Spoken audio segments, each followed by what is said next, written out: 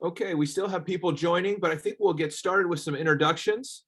Uh, I'm Ryan Parker. I'm the Chief Legal Product Officer for SixFifty. Before we get going, I want to tell you a little bit about who we are at SixFifty.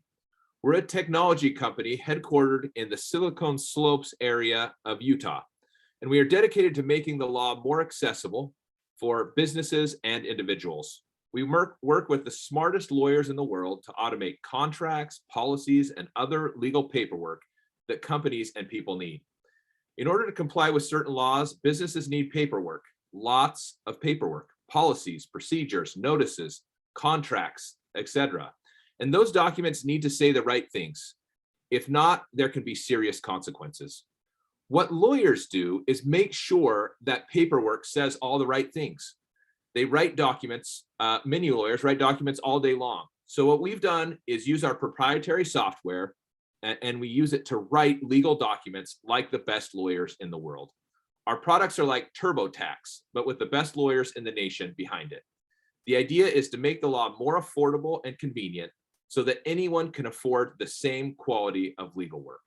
Our system can help companies write almost 200 different legal documents currently, and more are coming all the time. The law is complicated. SixFifty makes it easy. If you'd like to hear more about how SixFifty can help, we'll let you know, and we'll put a link in the chat.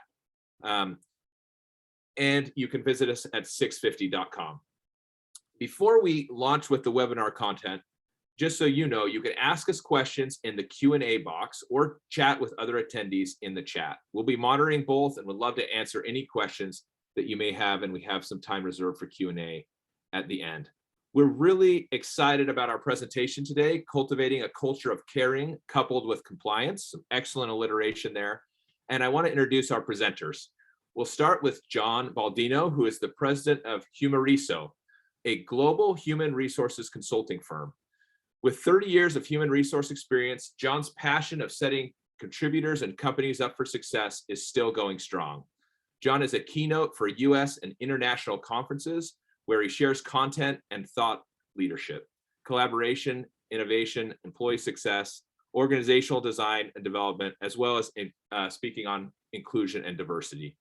He is the winner of the 2020 Greater Philadelphia HR Consultant of the Year Award, and John is currently the president of Humareso, a global human resources consulting firm, and the proud dad of 3 amazing young adults.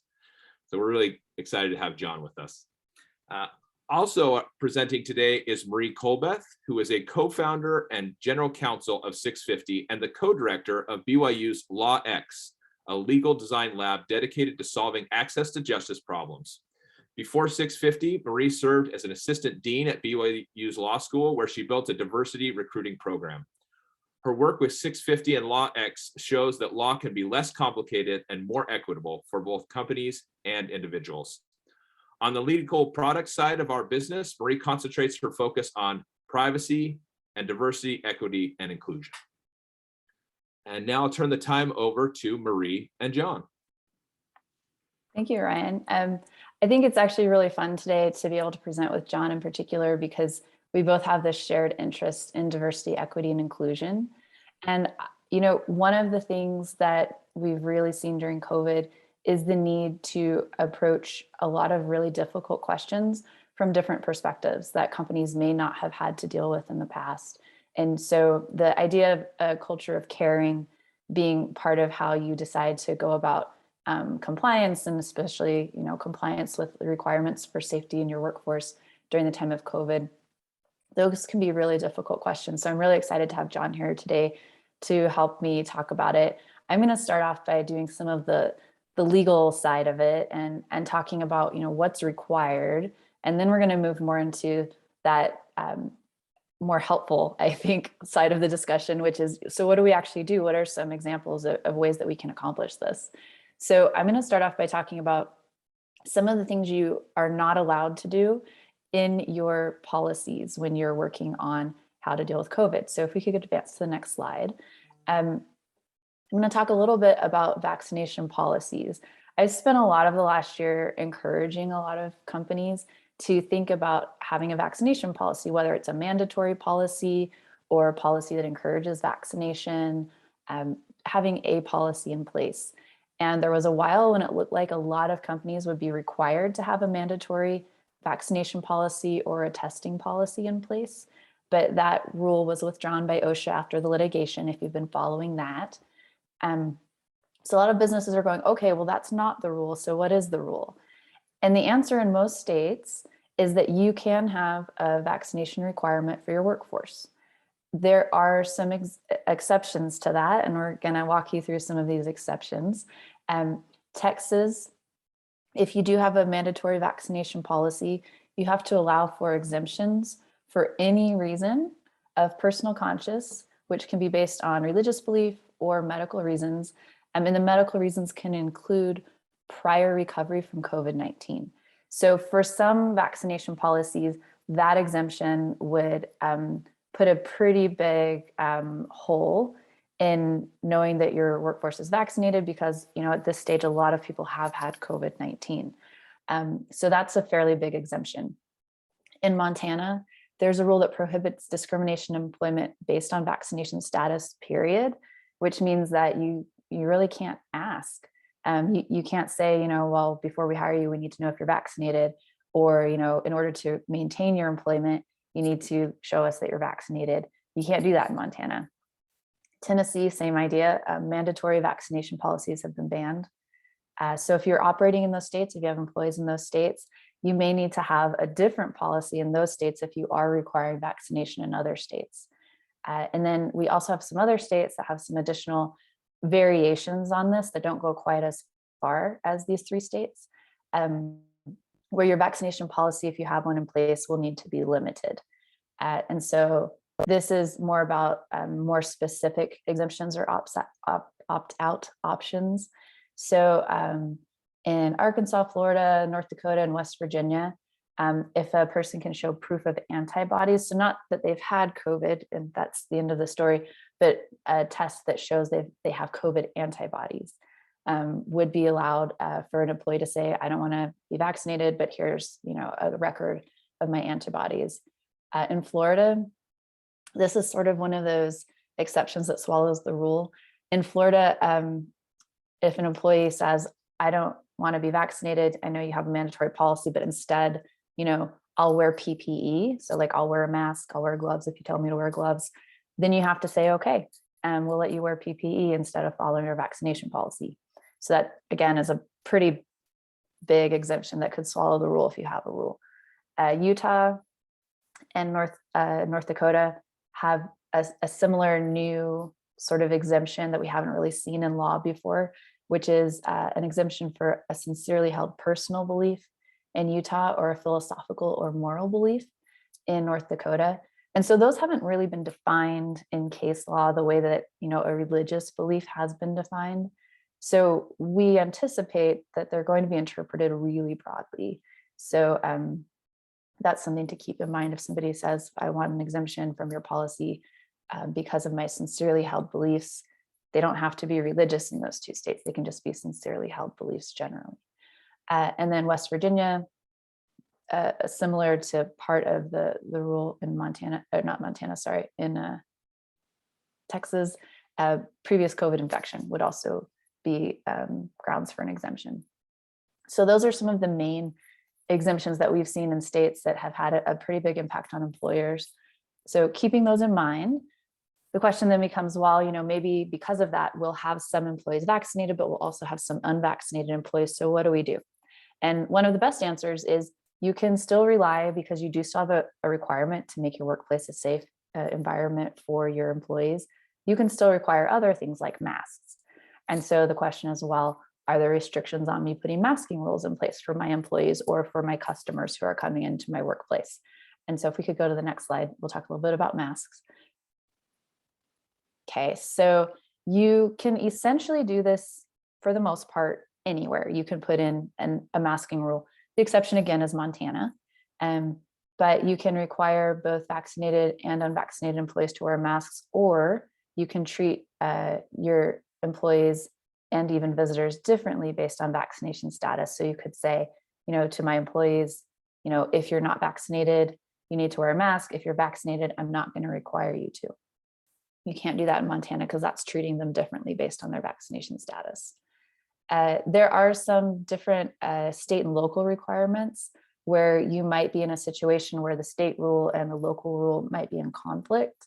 There's some pending litigation happening in those places. So an example would be Harris County in Texas, where they have a mask mandate in place, but the governor has issued an executive order prohibiting mandates in the whole state.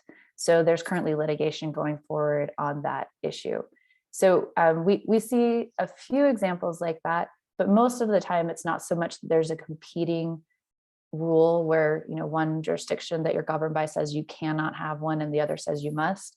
Usually it's a case where there's not maybe a statewide requirement at this point in the pandemic, but there may be a local requirement in your city or county for you to actually require people to wear masks at your place of business. So again, the most important thing is to do what you know you have to do for compliance reasons. But then when you start thinking about beyond just bare compliance, what do we think we may need to do based on, you know, the care that we have for both our employees and our visitors to our work sites. So, you know, these rules, the state and local rules in particular, are continually changing because of the changing nature of the pandemic. But, you know, you can approach it the same way, even as the rules change. And that's where, you know, this culture part that we're going to be talking about in a minute will really come into play. Before we really dive into that, I want to spend just a minute for anybody on the call who's not very familiar with accommodations law, explaining what that means. So if you have a masking requirement, if you have a vaccination requirement, if you have any sort of policy in place, a testing, you might have a vaccine testing, not a vaccine testing requirement, I'm sorry. You might have a COVID testing requirement in place before employees could come in. These are all things you can do to make your workplace safe, but you may also need to provide accommodations for some of your employees. And that's where reasonable accommodation law comes into play. So essentially, a reasonable accommodation is a change that you make to the work environment or the way that things are usually done in your organization to enable qualified individuals, so people who are eligible for the accommodation, to enjoy equal employment opportunities. Most of the time, when we're talking about accommodations, we're talking about two main rules. We're talking about the Americans with Disabilities Act, the ADA, and Title VII of the Civil Rights Act. And both of those apply to most companies. You may have few enough employees. If you're below 15 employees, for example, the ADA doesn't apply to you. But for most employers, they do apply. So essentially, you know, you may have people who are eligible for accommodations because they have a physical or mental impairment, or because they are regarded as having such an impairment. But to be eligible for accommodations, they need to meet the skill, experience, education, and other requirements to perform the essential functions of their role. So it's not just that you have to make every accommodation to enable a person to fulfill a role, but not do some of the essential functions of it. They have to be able to do the essential functions. And then Title VII, although Title VII covers more categories, protected categories than just religious belief, when we're talking about these types of accommodations, we're usually talking about accommodations for religious belief. So making an accommodation for an employee who has a sincerely held religious belief. One of the things that catches a lot of employers is they don't have to be consistently observing their beliefs. So, you know, if an individual belongs to a certain faith or espouses a certain faith that, you know, holds a certain day as a holy day, but doesn't always observe that holy day, doesn't mean that they can't ask for an accommodation if they're scheduled to work on that holy day, just because they haven't themselves been entirely consistent. We all change over time, right? So keeping that in mind. But a religious belief does not include political, social, or economic philosophies. And that's why those states that have expanded their exemptions, you know, Utah wasn't one of the examples that said, you know, if it's a sincerely held personal belief. So that's different than this religious belief that we're talking about when we talk about Title VII. So the general federal rule may have some additional state requirements that you have to look at in some situations, depending on where you operate. So that's what an accommodation is. And then a little bit about, what does that mean for you as a company? What do you have to do? The idea behind an accommodation is that you have to provide it unless it creates an undue hardship for the organization. So an undue hardship is one that's not reasonable. If it's not reasonable, you don't have to provide the accommodation. It may be that you can provide a different accommodation than the one that was asked for, because a different one would be effective and less burden and wouldn't have an undue burden. So just because somebody asked for A, you may be able to give them B and still accommodate them, whereas A wouldn't really be possible to do. So they just kind of have the rules there for under the ADA and Title VII. So just think about like, what's the difficulty, what's the expense, what's the burden on your operations? Those are the main things to think about when deciding if something's an undue burden. And so if you look at it, you're like, okay, we have somebody who's requested an accommodation. It's not an undue burden, then you're in a situation where you are most likely going to need to provide that accommodation. But some organizations also ask, they're wondering, at what stage do we provide an accommodation? And the answer is throughout the employment life cycle. So if you want to just go to the next slide here, accommodations need to be provided to the application stage. They need to be provided to people performing jobs. They need to be provided in the benefits and privileges of employment. I think that one can be a little bit confusing, but for example, if you provide some training to your employees, you send them to conferences, you do different things for their professional development, you need to make sure that you provide accommodations so that you're doing the same or similar things for the professional development of your employees who need an accommodation. So that's a benefit or privilege of their employment. And again, you only have to do that as long as it's not creating an undue hardship on the employer. So every stage may require some sort of accommodations. We're mainly talking about performance of jobs when we're talking about COVID accommodations, but you do need to be aware, like if you are going to have a vaccination policy, you should be putting that in your employment announcements so that people that are applying understand what the requirements are for the job, and if they need to ask for an accommodation, they can ask for one. And then to decide how to award the accommodation, we have a little bit of a flow chart that comes from the Department of Labor. If it's you decide, is it a protected reason? So under the ADA, is it a disability, or is it another protected reason under Title VII, most typically religious belief? Decide if you need to gather any documentation. So essentially, do you need to document the disability? If it's a religious belief, the rule of thumb is you should accept people's representation of their beliefs. But if you do have reason to believe, the EEOC says, if you have reason to believe that it may not be a sincerely held religious belief, then you can delve further into that. So an example of something there might be, if you announce that you're getting ready to put out an official vaccination policy, and one employee says to another employee, oh, well, I'm just going to tell them that it's against my religion. And so you have some reason to know, like, oh, like they've said they're just going to say that, but they don't really believe it. So, there could be different things that might mean that you may want to inquire further there. Then you explore the different options for what accommodations might be available and select the appropriate one and implement it. So pretty simple until you start doing it, and then it can get hard. John's laughing, he's had to do this a lot. But what's not included in that? So this is sort of the process that we go through. What wouldn't be included in an accommodation? Eliminating a primary job responsibility. So if in order to accommodate the individual, you'd have to get rid of part of the job, that wouldn't be considered reasonable. The employer is not required to do that. You don't have to lower your production standards. I have a little asterisk on that one, just because I wanted to mention you may still want or need to provide a reasonable accommodation that would enable the employee with a disability to meet the standard. So don't just be like, oh yeah, well, we can't do that, so we're done. There may be an accommodation that could help them meet whatever your standard is. You don't have to provide them personal use items. So I thought the strangest thing that the Department of Labor ever did was give us an example of that, a prosthesis. You don't have to provide that to your employee as the accommodation. I was like, they could have given us a more normal example, but okay. And then we have excusing violations of rules. So if, an employee if there's an act that would be subject to discipline normally, they're still subject to the same rules, the same discipline. So just kind of keeping in mind, so accommodations doesn't mean everything in the world that can be done must be done. It's got to be reasonable. And, people are operating businesses. So in different businesses, reasonable might be different. A larger workforce can absorb some accommodations that a smaller workforce can't absorb, for example.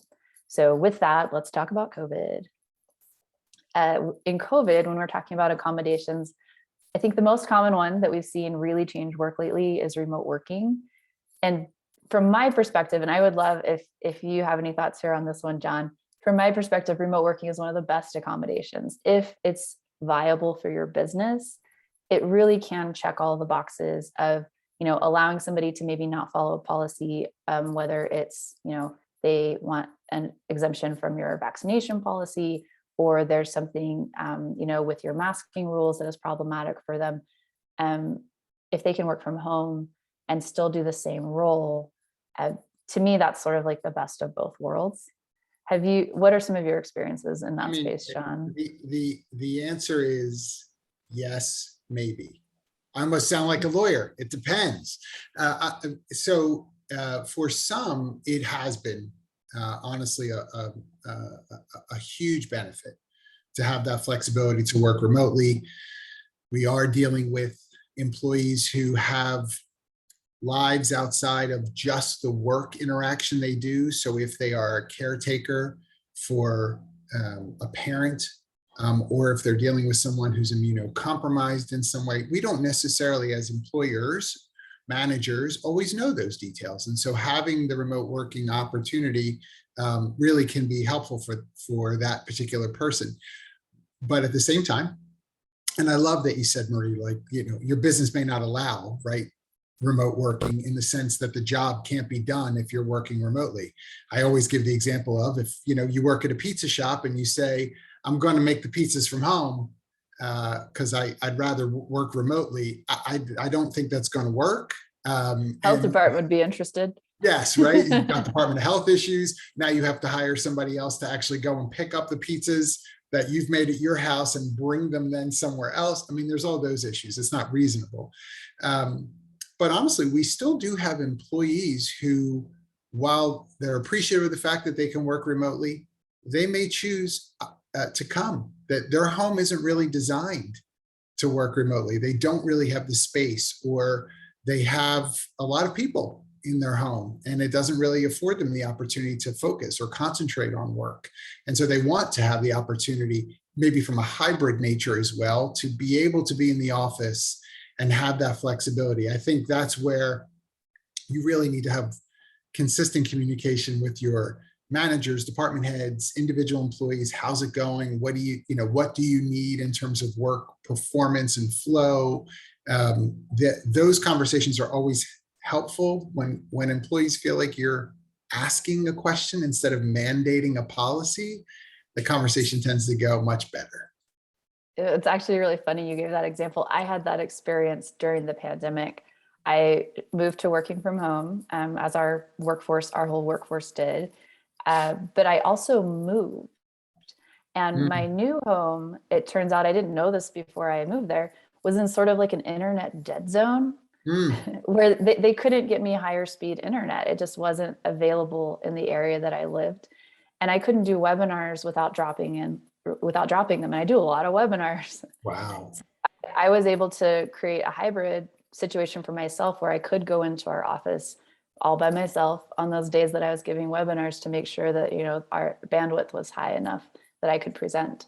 So it was exactly that type of situation. My home did not allow for me to successfully work from home on certain days. Right. Yeah. And I think a lot of companies have sort of figured out some of those nuances during the pandemic as they've had more employees trying to navigate that at different points in time, and from different situations with how many children are at home. Are schools open right now? Like, it can be really ever changing in that sense. Absolutely. Yeah. Daily changing. Yes. I've had some colleagues just in the last few weeks reporting to work with children on laps because, either daycare was closed or, nanny was in quarantine or, school was closed. Everything is possible. So that's correct. And it's across the country, right? And that's what everybody has to be mindful of as well. One of the perks that I think some organizations have experienced over the past couple of years is hiring in a broader geography than they ever have before. Because of the opportunity to work remotely, an organization in Chicago finds themselves hiring someone in Miami who's working from Miami for the first time, or in Texas or in California. And it's, there's certainly cheering to be done for that. There are organizations that are bringing skill sets into their company that perhaps they wouldn't have had as easy a time accessing if they were geographically sort of restricted. But that also means now you have to be thoughtful about what's happening in all these other parts of the country, right? Rules that are, I love the slide that you shared, even within California. And of course, I can make fun and pick on California all the time. All I can tell you is, grab a drink and a cigarette and just take your time. But but don't try to go inside anywhere with that cigarette. But the reality is you have counties that have different rules than the city nearby, than the state is set. And so if you're in Chicago, that's a whole world of compliance that you've not had firsthand experience with. And so you really do need to have someone and some resources to help you know what's coming so that you can make sure that you're doing for your employees what you need to. It's great to have their skill set remotely benefiting your organization, but now you also have a duty and responsibility to be thoughtful about giving that employee the right workflow, the right compliance component, and the right compassionate consideration all the way through. No, absolutely. I like that you added compassionate consideration to that one. I think we're aware of, certain places in the country that at different points in the last couple of years have really had a different level of need than other places, as we've had surges at different points in time. And what's been needed by employees has really changed depending on different things. One of the ways that if we had the federal emergency use and temporary standard from OSHA go into effect, one of the ways that was going to affect companies was it was going to require large companies to either have a vaccination policy that was mandatory or that allowed for unvaccinated employees to get tested periodically. So like every 7 days, like if you're coming into work every week, you'd have to get tested every week. If you were coming in, once a month, you'd have to get tested within 7 days of when you were actually coming in, and obviously test negative to be able to come in. And although that rule hasn't gone into place as a mandatory rule, I do think it provides a really good example of an accommodation that could be provided for some of those employees that do need to come in, whether it's, as a hybrid employee just coming in periodically, or a daily employee who's looking for an exemption from a vaccination policy you might have in place that needs to come in, and you're looking for, what accommodation could we provide to that employee. The ETS guidelines, although not required now, really have put together a pretty well thought out version of what that kind of testing policy could look like. So that's one of the things I appreciated about it. Even though it's not a requirement, you could still use it as a blueprint, as a roadmap. And it could be a good accommodation. John? No, I was going to say, and I think that that's really well said, because we like to throw the baby out with the bathwater, right? Swing that pendulum pretty hard one way or the other. Still be thoughtful to what OSHA recommends and the CDC has put out there. And again, you're talking about ETS, and just read those things and see how there could be ways that application in your organization would make sense. It's not about politics or some sort of we're making a stand kind of thing. It doesn't have to be that. It really can be what would make the most sense for the process-oriented nature of how we do our work. What would make sense for the way in which our people work together? There are needs for people to get together still, even physically. There are needs for that to happen. If you're working in a manufacturing environment, it's really hard to manufacture goods when no one's there. It's super difficult. So what ought we to do? How should we put together structures to be thoughtful about safety for each individual, but to also be thoughtful around the productivity, the profitability of the organization itself, because we want to continue to employ people, right, all the way through. So, and you don't have to hide behind that. It doesn't make you a capitalist because we have to earn money, and therefore you're unfeeling. And it also doesn't make you, a socialist because you're being thoughtful about your individual employees. It's all of it. It ought to be all of it. Yeah, that is so true. And I think, the experience I've had with a lot of our customers, and that I would imagine you've had similar ones, John, has been that when they have the biggest problems, it's because the employees feel like the company doesn't care. They're doing this thing because they don't care, not because they do. Yeah, and I think that you're giving, and I don't know, Marie, what you think, but I think you're giving sometimes the company a whole lot more credit that they've been that divisively thoughtful about things. I think most times it really has just been an incomplete thought, that they haven't had all the voices that could provide context in the room.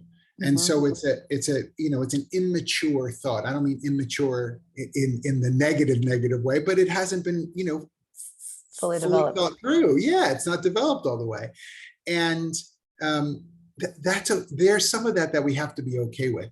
No one 3 years ago, and I'm going to make assumptions here, Marie, with you as well. Like you and I were not sitting around 3 years ago thinking, if there's a global pandemic, how would I make sure that all of the companies we get to engage with know what to do exactly minute by minute? No, we've been in response mode for quite a while. And I think coming into this year, what you're seeing, and a lot of what you're talking about here, Marie, that you've shared, is really about now, how do we live moving forward with it? We're not responding anymore. We ought not to continue to only think that way. Of course, the world keeps evolving, but how do I live with it? How do I make it as best of a work environment as I can? No, absolutely. And that is one of the things I have seen over and over again is, at the beginning, it's true. We closed everything, right? It was like, okay, everybody go home, close your doors, run out and get as much toilet paper as you possibly can, because there might not be any tomorrow, right? Like none of us really knew what we were doing. Yes. And now, and that's at every level. Like part of the reason I think there has been a lot of confusion is because the required things you have to do have also changed a lot. Like the government, local government, state government, federal government, they keep giving different guidelines because we keep getting new information. And that can be really wearing on employees that are trying to make plans, and they want to know what they can rely on so that they can make plans. And that's where our communication as business leaders, managers, C-suite, it just needs to be continuous, because unfortunately or fortunately, depending on how you look at it, we have a 24-hour news cycle.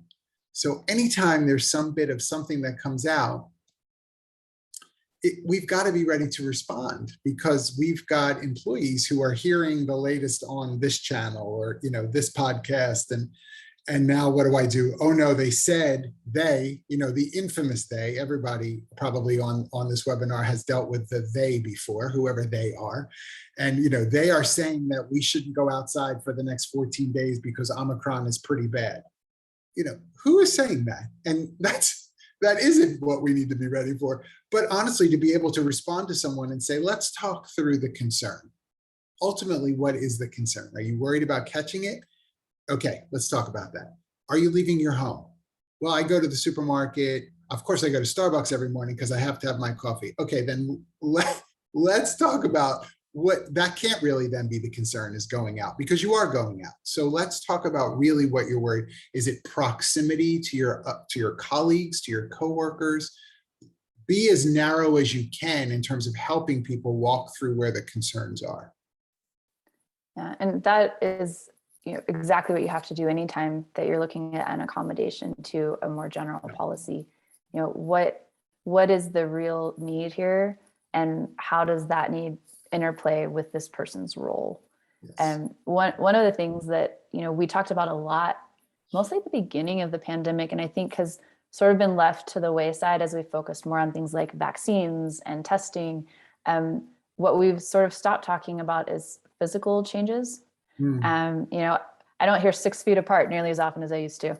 But you could think about that in terms of, how do I keep my work safe if I now know that I do have some employees who are unvaccinated as well as some who are vaccinated, or if I'm in one of those places where I can't even ask, I don't know what the status is, right? So what do I do to make the workplace safe and to still recognize that I'm trying to grant these accommodations to people? And one of them is, if you're trying to give somebody an accommodation to a policy, keep their job description, but maybe you can change the way that the place that they're doing the job from. Yeah. So they're still going in, but instead of being, on the line next to person A who's unvaccinated and this person is high risk, you say, okay, we're going to move those 2 people away from each other. Yes. So they're not, increasing each other's risk. Yes. So you can take steps like that. You can do other things to the physical space. Again, you can put in place barriers. If possible, they should be floor to ceiling barriers. They should be made of an impermeable, easily cleanable material like plastic. The CDC has made some recommendations like this, and OSHA has a lot of great, very specific recommendations for your physical space use. Yeah. But also think about policies for how your employees are using the space, right? It used to be that everybody had their break at the same time. It's great. We all hang out in the break room. Well, maybe we need to stagger that so we don't have as many people concentrated in a place at the same time, given in particular that maybe we do know we have some high risk individuals, we have some unvaccinated individuals. We want to reduce the risk that they will get sick at the workplace or that they will spread the illness at the workplace. So, let's say, only this many people in any common space. If you're eating or drinking, you need to do it here. If the Right. weather is such that you can, let's talk about putting things and people outside for certain activities. Again, weather permitting, it is the winter in most of the places you are right now. Absolutely. Yeah. I mean, sending people outside, when it's, I think it was -7 somewhere that I saw this morning as I was chatting with someone, you can't send people outside. You got to be reasonable about some of those things. And I mean, unless you're in Finland, I think they'd be fine with it. or if your job is outside, right? So if you do property maintenance and you're outside, because of COVID now, you don't necessarily have to say, oh, well, because of COVID, we're not going to go outside and go on the roof and do the work that has to get done to repair. I'm a roofer, I have to repair. That's to your point about that's a core duty and responsibility of the role. You can't accommodate all of that, right? I'm sorry it's cold, but this is what we have to do, right? And I don't know what the next slide is, Marie, so I don't want to interfere with that flow. We were going to talk about remote work accommodations. So yeah, it's really, let's talk. Yeah, let's do that. That one next, or did you have something else you wanted to hit on? No, actually, this is what I was going to say is going to actually segue right nicely into that. So we're happy to do. Yeah, I think one of the things that's so interesting about the remote work accommodation many times is much more than the physicality, but timeliness. And so be thoughtful around the people that you have doing the work that they're doing from home by having a good conversation to say, what happens at home for you? You've asked for an accommodation to be at home for a couple of weeks because you have, I think Marie, you mentioned it a little bit ago, a child's school has a case of it, and so that they are sending people home for 5-10 days, whatever the policy is for them. And so now the person is home and they're helping to do remote instruction in the morning. Well, if you have a 9-to-5 job, can you be thoughtful around an accommodation for that individual who might say, could I do 9 to noon and handle the remote instruction, because if I don't pay attention to my child during that time, that child is just going to bother me the entire time I'm trying to work. And so if I can handle the first 3 hours with the child, get the work done, get the child fed, tag team with somebody else who's coming in next to sort of help. And if I can get online by, 12:30, can I do 12:30 to 8:30? Is there any flexibility, even if it's 2 days a week? Can I do that so that I think that's a very fair request, as long as it's, again, core job duties and the productivity of the organization isn't overly impacted. And I can't speak, specifically for every company, but that's an accommodation, I think, from a remote work standpoint, that sometimes is going to come up just because of other external factors that are going to be at play. I'd encourage everyone to be thoughtful about that as well. And one of the things that I think this is teaching us is how to be more like caring workplaces in general, Yes. because right now that might be happening because of COVID, but in the future, or also right now, it could be happening for other reasons. The child has an illness, there is a need in the family because there's some caregiving, and there's a really big crunch on caregivers right now. There's not enough caregivers in our economy. And so we may be filling in roles that we had hoped to hire somebody to fulfill in our families and among our loved ones.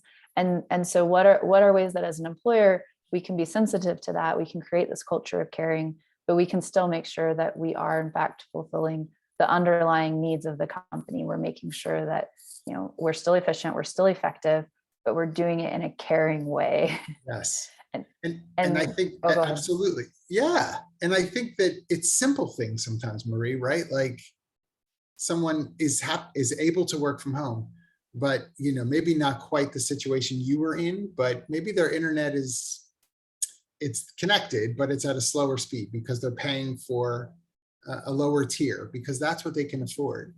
And when you're the manager and you are saying things like, it's really getting frustrating that there's a delay whenever we have to deal with you, and that things are messed up sometimes because of your internet connection. Instead of being angry, ask about it.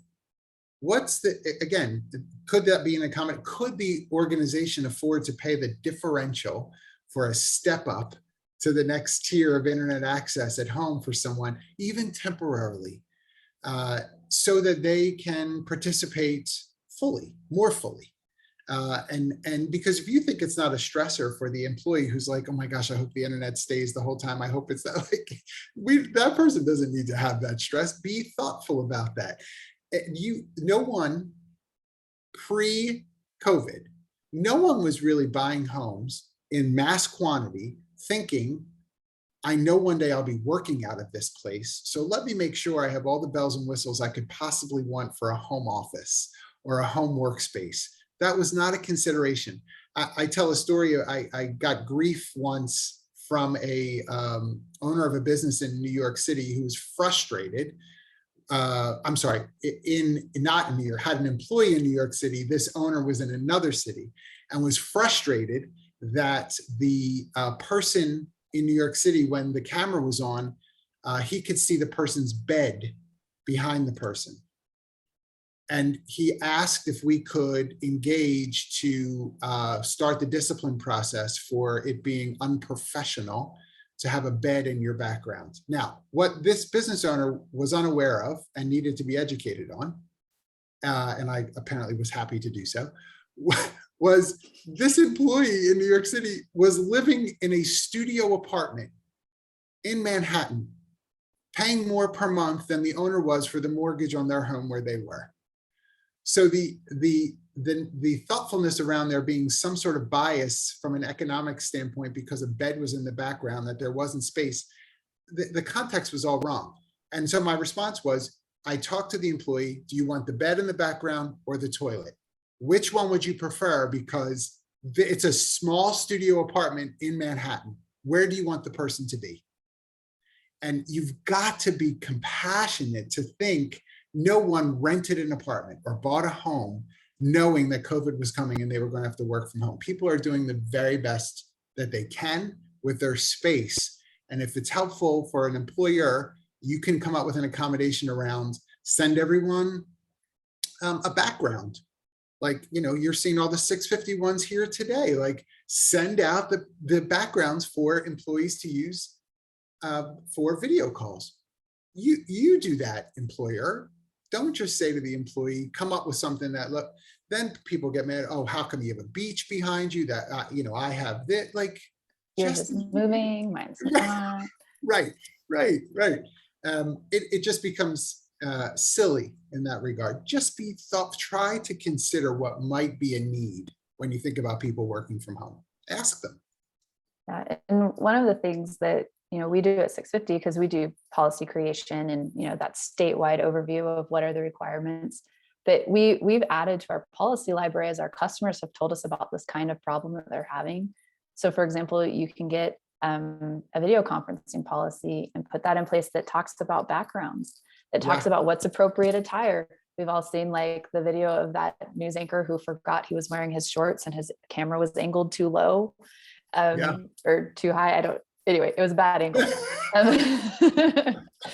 But those kinds of things have happened as we've all learned to navigate in that new space. And so in addition to providing, the equipment that might be needed for remote work, you may also need to think about policies you need to adjust in your organization about, things like backgrounds, about like naming conventions. I have some colleagues who, when we're in colleague only meetings, they think it's fun to like put each other's names up on their picture to see if we catch it. You can't do that with if you're with a customer. The policy is you have to have your name up so that they know who you are. Right. The like little things that you don't really think about. They can show you things that you need to communicate more clearly.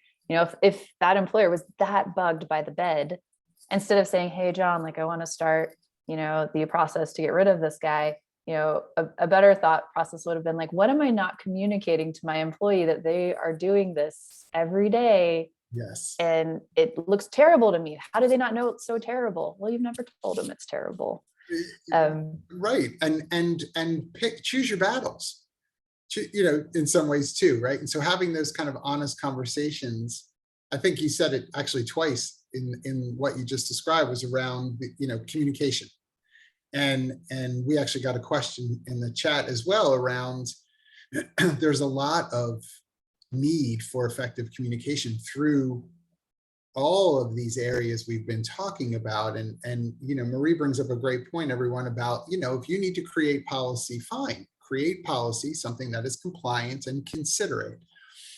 But to just throw it only in a handbook and say, I've distributed it, take a peek, thank you, as opposed to give people context. Talk to everyone first instead of just throwing these documents out. Give it a story. Help people to connect the dots. Hey, you're going to notice in our updated handbook that there is a video conferencing policy. There's a couple of things we want you to be thoughtful about. It's great that you're wearing a t-shirt, and pajama pants when you're on a day when you're only going to work with other employees, let's say. But if you're going to be on some calls with some clients, that's not going to work for us. We want to make sure that there is a sense of decorum in what you're putting forward, because it represents the organization. Whatever, give it context. Most people, when you present the context, they're much more amenable to the reasoning behind why it's now in the handbook. Much more amenable. It isn't a surprise to anyone. I just, on another topic, I just had a conversation with a company where two employees in an organization have begun a personal romantic relationship. We just saw this, what happened at CNN yesterday, and with Zucker, and the panic started. We've got a policy in our handbook that says, no one can date one another. And so while I was on the phone with a couple of people, I said, can I ask a question? Sure, John. I said, have any of you ever gone to a wedding of coworkers who got married? Oh yeah. How do you think that happened? I've been skip to the dating weddings. stage. straight to the altar, right? Married at first sight. But how do you think that happened? Well, they are adults. I'm not saying, it's a free-for-all, but they are adults, right? How can we approach this in a way where we have a conversation?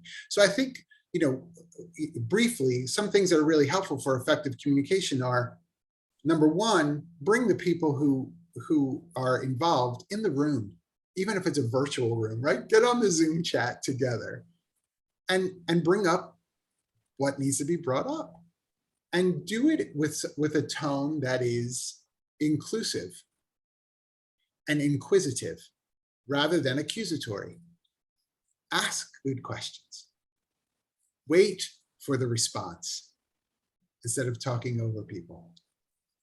Listen when it's your time to listen.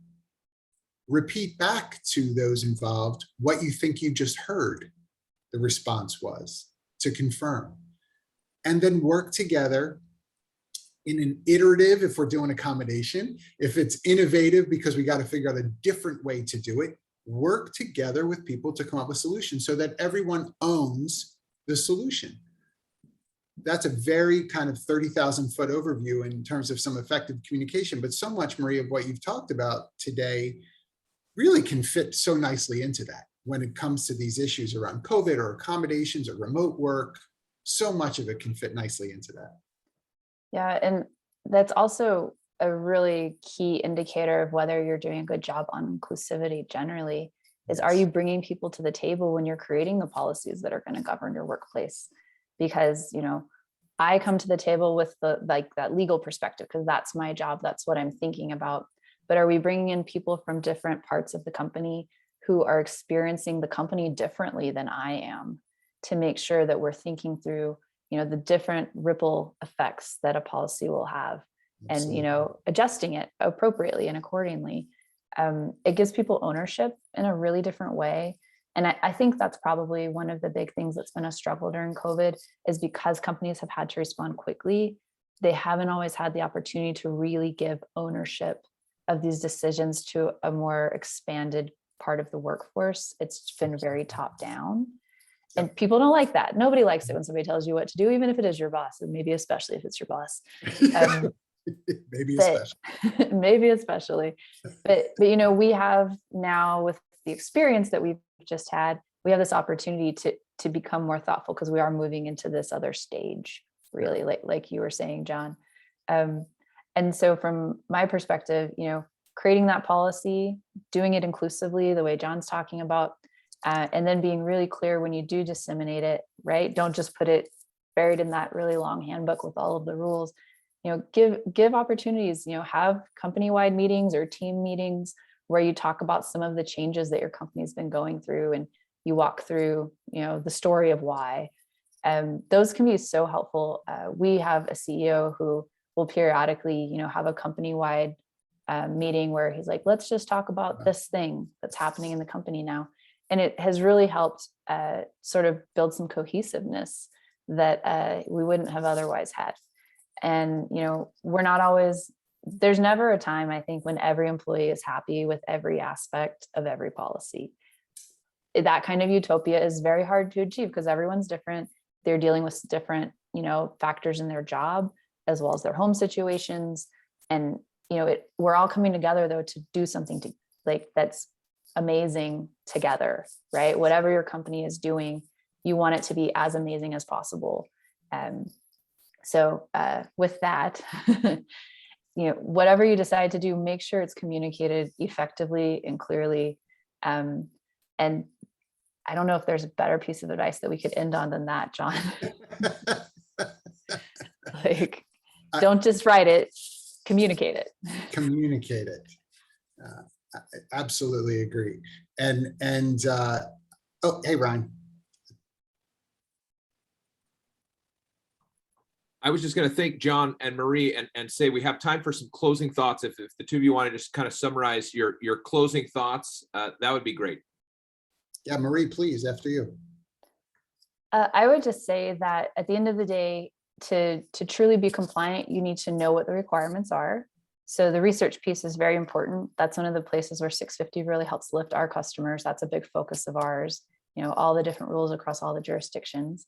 So you need to know what's happening. You need to know where your employees are so that you can be compliant with the right rules.